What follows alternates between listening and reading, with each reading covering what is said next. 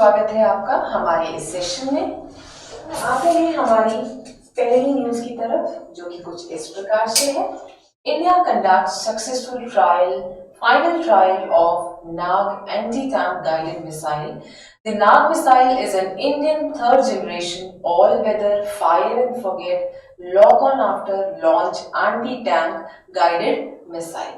अब इसमें काफी चीजें हैं, कई शब्द आ रहे हैं जिसका मतलब हमें समझना है। इसके अलावा मैं बता दूं, हाल ही में आपका जो भारत ने आपकी जो एंटी टैंक गाइडेड मिसाइल है, जो जिसे हम नाग के नाम से जानते हैं, आप पिक्चर में देख पा रहे होंगे नाग मिसाइल को, तो इसका फाइनल ट्रायल उसे पूर्ण किया है। इसकी बात अगर हम करें तो ये एक थर्ड जनरेशन, जैसा कि आप देख पा रहे होंगे, ये थर्ड जनरेशन मिसाइल है। ऑल वेदर इसका प्रयोग हर मौसम में किया जा सकता है। फायर एंड फॉरगेट, इसके बारे में हम बात करेंगे, इसका मतलब क्या होता है। देन है आपका लॉक ऑन आफ्टर लॉन्च, इसके बारे में भी बात करेंगे। अगर हम नाग की बात करें तो नाग के कई वर्जन है, कई तरह की नाग है जिसका हम प्रयोग करते हैं या हमारी सेना प्रयोग करती है। इसमें आप देख पा रहे हो ATGM, anti tank guided missile. ATGM, anti tank guided missile. Again नाम से पता चल रहा है कि इसका इस्तेमाल टैंक को डिस्ट्रॉय करने में, नष्ट करने में किया जा सकता है। तो नाग एक तरह की एंटी टैंक गाइडेड मिसाइल है। इसके अलग अलग प्रकार के वर्जन हैं। इसका लैंड वर्जन है नाग का। देन आपका हेलेना है, जो कि एक तरह की नाग है, नाग मिसाइल है। देन वी हैव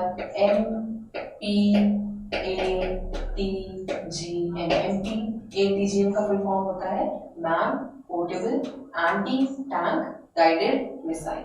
उसके बाद आपका नामिका है NAMICA, नामिका नाग मिसाइल। इसका फुल फॉर्म है नाग मिसाइल कैरियर टैंक बस्टर। ठीक है, देखिए इसके बारे में हम बहुत ज्यादा डिटेलिंग में नहीं जाएंगे, लेकिन फिर भी एक जानकारी के लिए आपको पता होना चाहिए।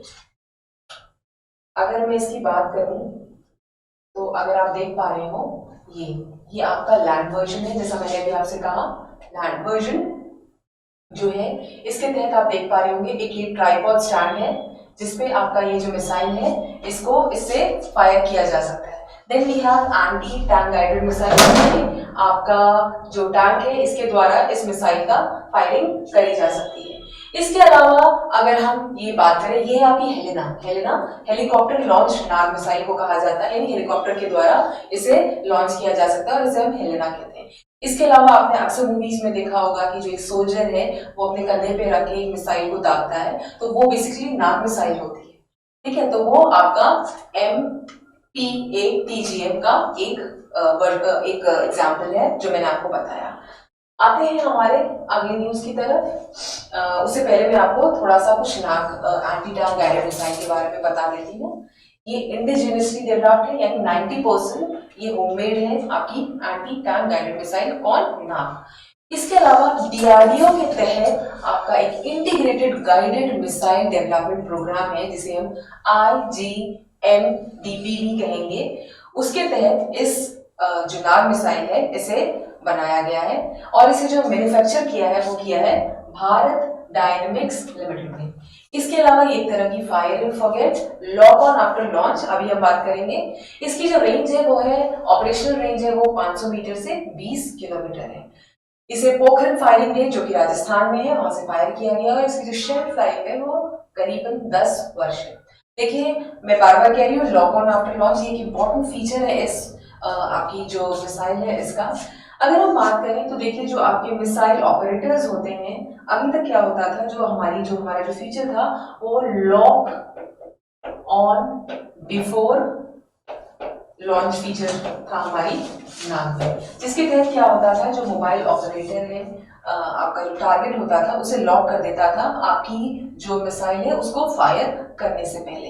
इससे क्या होता था, आपको मान लीजिए किसी टारगेट को डिस्ट्रॉय करना होता है और उसको पहले ही उस टारगेट को आपका जो मोबाइल मिसाइल ऑपरेटर जो है आपका, वो टारगेट को लॉक कर देता है मिसाइल में। इससे प्रॉब्लम ये आती थी कि जो एक्यूरेसी होती थी वो 100% नहीं होती थी। तो ये एक प्रॉब्लम थी बिकॉज आपका जो एनिमी है वो कई तरह की टैक्टिक्स के द्वारा आपको भ्रमित भी कर सकता है, तो इस वजह से इसकी जो एक्यूरेसी होती है वो 100% नहीं हो पाती है। अब जो ये नया फीचर आया है जिसे कि आप lock on after launch feature कहेंगे, इसमें क्या है, थर्मल इमेजिंग के द्वारा ये लेजर गाइडेड एक मिसाइल है, ये आफ्टर द लॉन्च ये आपका जो टारगेट है उसे आइडेंटिफाई करती है और एक्यूरेसी इसकी 100% होती है। तो ये एक इम्पॉर्टेंट फीचर है। कहने का मतलब फायर एंड फॉरगेट, आप मिसाइल को फायर करिए और भूल जाइए, 100% एक्यूरेसी ये अपने टारगेट को डिस्ट्रॉय अवश्य करेगी। तो नाउ एंटी टैंक जो गाइडेड मिसाइल है, इसमें 2-4 चीजें, लॉक ऑन बिफोर लॉन्च का जो ऑप्शन था उसके बजाय लॉक ऑन आफ्टर लॉन्च इसमें इस्तेमाल किया गया है। इंडिजिनियसली डेवलप्ड है DRDO के तहत और manufactured by Bharat dynamics limited है। आते हैं हमारे अगले प्रश्न की तरफ जो कि कुछ इस प्रकार से है, Which country has became the third country to recognize Israel after UAE and Bahrain? अब अगर हम इस क्वेश्चन की बात करें तो किस देश ने यूएई और बहरीन के बाद मान्यता दी है या रिकग्निशन दिया है किसको, इजराइल को। देखिए ये क्वेश्चन जो कह रहा है वो कह रहा है यूएई और बहरीन के बाद तीसरा देश नहीं, यूएई और बहरीन के बाद तीसरा देश। ठीक है, अगर हम इसकी बात करें तो इसका जो सही उत्तर है वो है आपका सूडान। पहले आप इसका ऑप्शन देख सकते हैं, यूएई, सूडान, इजिप्ट और यूएसए।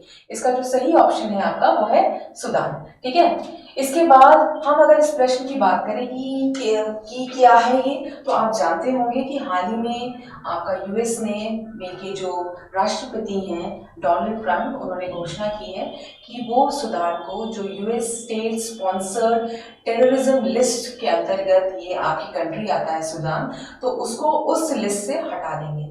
अब आप जानते हैं जितने भी देश इस लिस्ट के अंतर्गत आते हैं उनके ऊपर कई तरह के इकोनॉमिक और पॉलिटिकल सैंक्शंस यूएस ने लगा रखे हैं, आर्थिक और राजनीतिक आपके प्रतिबंध लगा रखे हैं। तो अगर सूडान को इस लिस्ट से, टेररिस्ट लिस्ट से हटा दिया जाएगा तो ये सूडान के लिए एक अच्छी चीज होगी। ऑलरेडी वो एक इकोनॉमिकली बैकवर्ड या वीक कंट्री है, तो इसके तहत हुआ क्या है, जरा इसके बारे में बात कर लेते हैं। देखिए मैंने अभी आपको बताया सूडान ने हाल में ही रिकग्निशन दिया है किसको, आपकी इजराइल को। इजराइल जिसके प्रेसिडेंट हैं आपके बेंजामिन नेतन्याहू, नाम सुना ही होगा आपने। इसके अलावा इसमें आपका जो पहला देश था जिसने रिकग्निशन दिया है किसको, इजराइल को, वो था आपका इजिप्ट, उसके बाद है जॉर्डन, फिर यूएई और बहरीन जिसने हाल ही में अभी सितंबर में रिकग्निशन दिया है किसको, इजराइल को। देखिए यूएस ने शर्त रखी है सूडान के सामने कि वो उसे इस लिस्ट से, कौन सी लिस्ट है, जो उसकी स्टेट स्पॉन्सर्ड टेररिज्म लिस्ट है, उससे हटा देगा। उसके बदले में उसे 2 चीज करनी होगी, पहला उसे रिकग्निशन देना होगा, उसे नॉर्मल रिलेशंस बनाने होंगे किससे, इजराइल से, पहला। और दूसरा है आपका कि सूडान से कहा गया है कि उसे $335 मिलियन डिपॉजिट करने होंगे एज अ कॉम्पनसेशन, जो कि यूएस टेरर अटैक सूडान में हुए हैं उनकी फैमिलीज और जो विक्टिम्स हैं उन्हें एज अ कॉम्पनसेशन $335 मिलियन देने हैं। तो जैसे ही सूडान ये आपकी अमाउंट डिपॉजिट करता है, यूएस उसे अपनी उस लिस्ट से हटा देगा। तो ये एग्रीमेंट यूएस और सूडान के बीच में हुआ है, जिसके तहत सूडान ने अप्रूवल रिकग्निशन दे दिया है किसको, आपका इजराइल को। अब अगर हम इसकी बात करें तो जो आपका ट्रीटी साइन करी है अभी सितंबर में, इसका नाम है अब्राहम अकॉर्ड। देखिए एक इम्पॉर्टेंट चीज है, इसका नाम याद रखिएगा, अब्राहम अकॉर्ड। ये ट्रीटी सितंबर 2020 में साइन की है किसने, यूएई और बहरीन ने। किसके साथ साइन की है, इजराइल के साथ साइन की है। तो 26 वर्षों के बाद पहला ये अग्रीमेंट है जो साइन हुआ है इन लोगों के बीच में। और इसे साइन करने वाला पहला देश कौन सा था, मैंने अभी आपको बताया, जो कि था आपका इजिप्ट। 1990 के दशक के दौरान इसको साइन किया है। तो ये तो बात हो गई इस आपकी न्यूज की। इसके अलावा आप जानते हैं इजराइल एक one of the most advanced western nation है। इसकी जो पोजीशन है ग्लोबल कॉम्पिटिटिवनेस रिपोर्ट जो कि आपकी वर्ल्ड इकोनॉमिक फोरम देता है, उसमें इसका जो स्थान है वो 16वां स्थान है। इसके अलावा आपका जो ease of doing business index है, इसमें इसका जो स्थान है 54th है आपका, जो कि पब्लिश करता है कौन, वर्ल्ड बैंक। ठीक है, तो ये तो हो गई इसके बारे में बात। आते हैं हमारे अगली न्यूज की तरफ। चलिए आते हैं हमारे अगली न्यूज की तरफ। European union Environment Ministers signed a deal in Luxembourg on October 23, 2020। यूरोपीय संघ के पर्यावरण मंत्रियों ने 23 अक्टूबर 2020 को लक्जमबर्ग में एक समझौते पर हस्ताक्षर किए हैं। ठीक है, तो ये जिस समझौते पर हस्ताक्षर किए उसके बारे में बात कर लेते हैं। The deal has made EU's 2050 net zero emission target legally binding on the states। इस समझौते ने यूरोपीय संघ के 2050 के नेट शून्य निबल शून्य उत्सर्जन लक्ष्य को राज्यों पर कानूनी रूप से बाध्यकारी बना दिया है। यानी इट्स अ कंपल्शन जो ईयू के मेंबर्स हैं उनको फॉलो करना पड़ेगा। उसके बाद है आपका the EU has aimed at becoming climate neutral by 2050 by bringing the net greenhouse gas emission to zero। यूरोपीय संघ ने शुद्ध ग्रीन हाउस गैस उत्सर्जन को शून्य पर लाके 2050 तक जलवायु तटस्थ बनाने का लक्ष्य रखा है। यानी कि यूरोपियन यूनियन का कहना है जो ग्रीन हाउस गैसेस है जैसे कि आपका कार्बन डाइऑक्साइड, सल्फर डाइऑक्साइड, तो इनके एमिशन को कम करने की बात की है और कम करके उसे जीरो तक लाने की बात की है। कब तक? 2050 तक। और ये जो आपकी जो डील है ये बात होगी यूरोपियन यूनियन के सारे स्टेट्स, सारे जो मेंबर स्टेट्स हैं उनके ऊपर। अगर हम इसकी बात करें तो आपका जो यूरोपियन यूनियन है इसमें कितने कंट्रीज हैं जो इसके मेंबर्स हैं?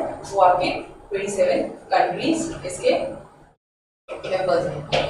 यूरोपियन यूनियन का जो अभी हाल ही में 31 जनवरी 2020 में इसमें से यूके ने एग्जिट कर लिया। पहले 28 थे, अब 27 बचे। इसके अलावा यूरोपियन यूनियन की जो कॉमन करेंसी है वो है यूरो, ये आप तो जानते ही होंगे। तो ये तो बात हो गई यूरोपियन यूनियन की।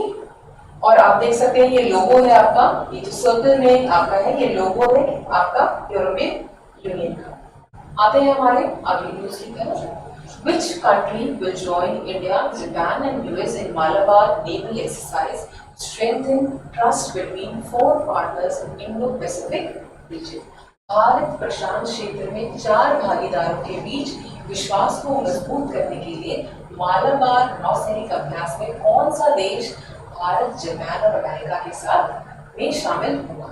अब अगर हम मालाबार जो आपकी एक्सरसाइज है, नेवल एक्सरसाइज है, जैसे कि आप देख पा रहे होंगे मालाबार नेवल एक्सरसाइज, इसके तहत इसके 4 पार्टिसिपेंट्स हैं भारत, जापान, अमेरिका और आपके जो ऑप्शंस हैं ऑस्ट्रेलिया, बांग्लादेश, श्रीलंका, नेपाल। इनमें से जो आपका सही ऑप्शन है वो है आपका पहला ऑप्शन जो कि है ऑस्ट्रेलिया। ठीक है, आपका जो ऑस्ट्रेलिया है वो चौथा मेंबर है या चौथा पार्टनर है जो कि शामिल होगा मालाबार नेवल एक्सरसाइज में।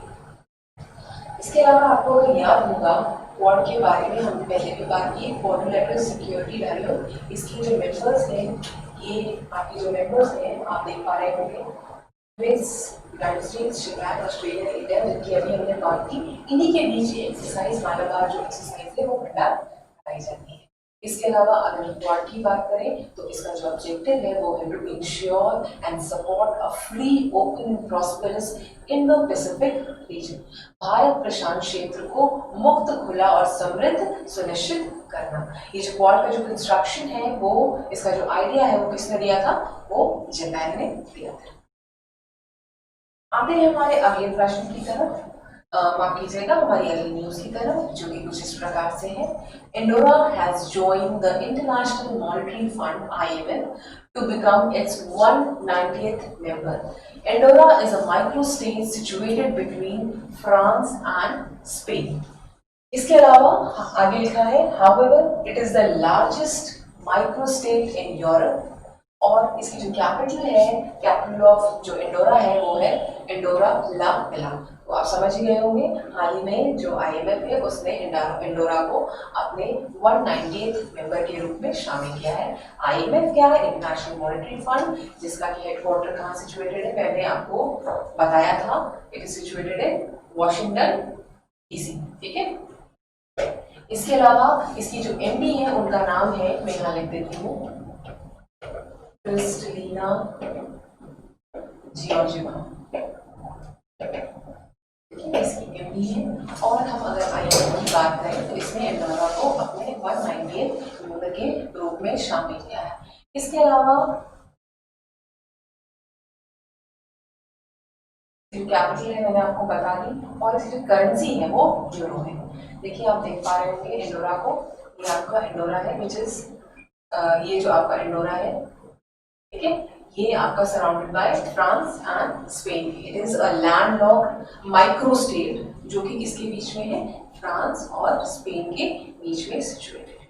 तो ये था हमारा आज का current affair section. I hope आपको हम कुछ बताने में सक्षम रहे हैं। तो मिलते हैं हमारे अगले सेशन में, तब तक के लिए स्वस्थ रहिए, सुरक्षित रहिए। धन्यवाद।